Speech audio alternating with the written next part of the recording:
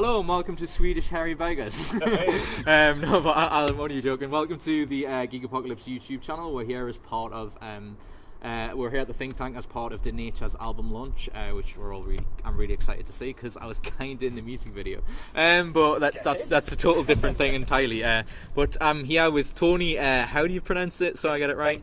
Bengstsson. Bengstsson, yeah, which is Swedish. Did you say? Bengt. Yeah, Bengt is Swedish for Benedict. Oh right. Oh, okay. Which isn't that like sort of like the representation of the royal family? Isn't they got Swedish roots or something? I'm pretty sure. Or the German? Yeah, no. But I think way back it's Scandinavian. Yeah. Well, we are from here. We've had Scandinavian kings. It was Danish, so there you go. And anyway, this isn't a history lesson. This good, nice start. This is the history podcast. But hello, thanks for agreeing to talk to me though. I really appreciate it. So I suppose first thing to start now, we're here outside in the lovely white bench. Is how did you? Yeah, it used to be. It needs a good paint job, I think. But how did you get involved in the gig? Who asked you? It was Anna. Anna asked me because she's seen me play a few times now. And I think she's actually genuinely likes me stuff, I think. That's cool. Anyway, I'm assuming if she'd asked, yeah. You're terrible, but could you please be part of it? I think it's the kind of thing where, like, I've tried to do that with my gigs as well as, like, I see people I like and I try to get them on stage with me because, well, I just like watching people I like, basically. So it's a good way of getting to see a lot of people I like for free. Yeah. Well, to kind of to elaborate on that from my perspective, like what's so great about doing your own stuff is you can literally just say to people, "I like you. Will you come talk to me?" Yeah, exactly. It's not like you're not under any sort of pre-planned things of like, "Oh, I must talk to you." It's like if I get a bad vibe, I just go, "Nah, I'm alright. I won't give you my time." Yeah. So exactly, I hope you take that as a good. I hope you take that well, as in like, you seem good at first impressions. Anyway, yes, that's cool. So how long would you say you've been gigging for? Would you say? Doing this, probably about 3 years now. Okay. And I'm getting on a bit now, so that's how late I started. I think, before that I was playing drums in bands, so I've always, from about 16 I've played the drums. That's cool. And I've done the clubs and I've done served me time, as I put it. But that sounds quite wrong. I just serve my time. Stop talking about that. I've just recently got out of prison. Hell, whatever you want to call it. Yeah. And, well, some drummers would say it is hell. You've got a lot to carry. Let's put it that way.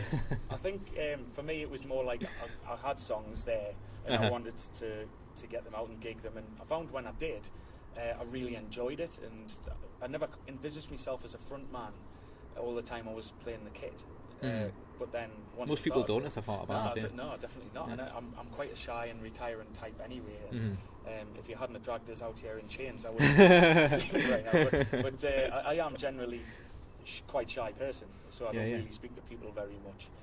It's funny because as you were saying that, what intrigues me about what you were saying was like, what would you say, for want of a better phrase, pushed you into doing it on your own? Was there a specific moment, a specific gig, or? I think it's kind of being told that you can't do it, and because I think at the time the club band I was in, it was quite restricting. And everyone's time was kind of like, you have to be here at a certain time, you have to do this, and you have to do that. And for me, it was just becoming more of a job, and there was band politics involved and everything. And I ended up falling out with the singer. Silly, really. That never happened. No, of course not. All bands are absolutely, they all love each other. I once was in a room once, just to do context. I'll not say the name of the band because I might get sued. But I was actually in a room once where the actual lead singer basically said, "Oh, you're I'm paraphrasing by saying you're not very good," and literally told them to leave like 10 minutes before they were doing the set. So that's quite an interesting. It can happen. It can happen. I was once in a band that when I was playing drums, the singer was an ex-drummer. And I try not to do this with people that play drums for me. And it is like he was just totally still in that drums vein. Whereas like he was telling me how to tune me kit and everything, and I just thought, like, why am I doing this? And it was during a sound check. He was eating a banana and just threw his banana down at the foot of my drum kit and stormed off and disappeared for 20 minutes before the gig. Oh God! So I was just like, oh well, fair enough, mate. If you want to do that, that's I don't know if anyone else, maybe this is just my geekiness, is just thinking of the phrase "have a banana." Don't know why. amongst other things. Yeah, cool. So it's interesting because as I saw you walking into the gig tonight, you just had your guitar and are you just doing acoustics tonight? Or tonight, because you said you had drummers for band, but is this just for? I've got a band. All right. The Tony Bengstsson band. Okay. But we've just done our inaugural gig at the Cumberland Arms. That was on the 6th of I love June. that pub. I go there quite right. It's a great little venue. Yeah. And, the sound guy Chris, he's really Plug good to Jibber Jabber. There's a night they call the Jibber Jabber there that I really like. Yeah, cool. I like the old acoustic things downstairs as well. It's really cool. Well, we once walked in. Great beer as well. Yeah, I love the fact. I don't know whether you use the upstairs bit of the Cumberland Arms, but because that's the bit that we usually go to. I love the fact that to get up to that room, you have to walk through other people. So you usually find someone play a bunch of people playing banjos, and you're kind of sorry, I don't mean to interrupt, and they're really annoyed, and I'm like, well, it's not our fault. The design of the pub's weird. But anyway, you can't get round the back if you're sneaky enough. Sorry if you're not from England who hasn't got an idea, or even from this area, has no idea what we're talking about. Anyway, it's a nice little pub. It is cool though. Yeah. So are you gigged there quite regularly? No, that was the first gig I've played there actually. Oh, okay. But like I say, it's the kind of thing we put on ourselves, and I think what we're going to try and do is just self-fund the band. Okay. Just keep it rolling that way and just put our own gigs on, because I think having to rely on venues. It's really easier to do now. That's what I was going to say. It is. I think that's the way forward, especially for us. I think with a whole set of original material, we're just going to go out and just do gigs and try and get people along and build up a following that way. It's funny because the best advice I got given when I started what I'm doing now is they said and I keep this in my head every time I do something. It's just no one told you can't do it, and I think now with the technology getting as good as it's getting, really there's no excuse for at least trying to do something you really want to do. Absolutely, I think there's more scope for discovering new talent now than there ever was, because you can just sit home with a laptop, a decent microphone, and record an album. Which is what I did with my original stuff, with just me, acoustic guitar and a violin, and that was the whole basis. I mean, there's plenty of examples. I mean, everyone says that it started now, but I mean, the best example I can think of, not to say I like his music, sorry, but Daniel Bedingfield is the greatest example of that, where he made most of his money, even now, is based off the first single he did, was Got to Get Through This, whatever it was. So it can happen. I mean, do you have a presence on the internet? Is your music online? Yeah, I've got a website, which is just tony-bengstsson.com, cool. And I've got I'm on Facebook, Twitter, that kind of thing, all the usual malarkey.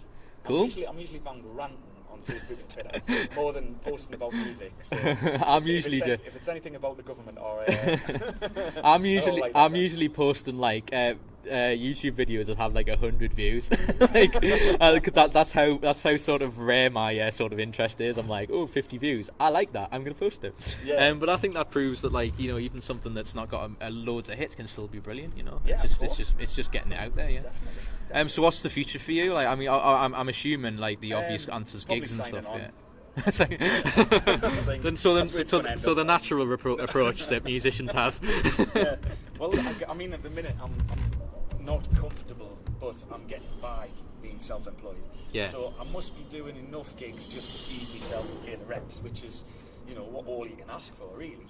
It's amazing how many people I know are going self-employed now doing that same route. Is it? Do you do anything to in order to keep doing gigs? Do you have any jobs other than that, or is it just literally just gigging? It's purely that. Living off my girlfriend's student loan. That's the major.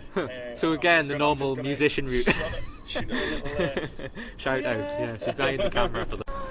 Cool. So all that leaves me to say is thanks so much for letting me have a chat with you. And we had a little bit of a video problem there, so the change in video quality may become apparent. You need some audio music. I usually do on my podcast. On the couple of times that we've had an error, I've just went edit.